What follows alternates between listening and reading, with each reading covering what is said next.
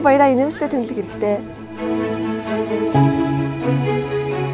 Жаргалтай хүүхэд аюулгүй ирээдүй.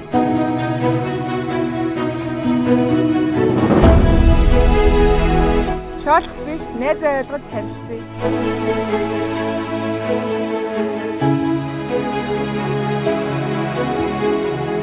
Хүүхэд хамгаалал зөвхөн томчуудын биш бидний ч үүрэг.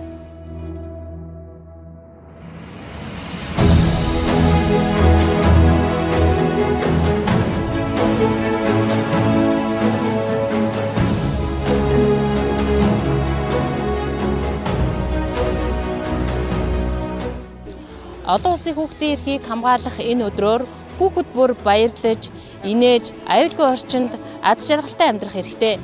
Тиймээс хүүхэд хамгаалал, хамтын хариуцлага, уриалгын хүрээнд хүүхэд бүрийг сонсож, ойлгож, хамгаалагдсан орчныг хамтаа бүтээхийг Дорногов аймгийн прокурорын газраас уриалж байна.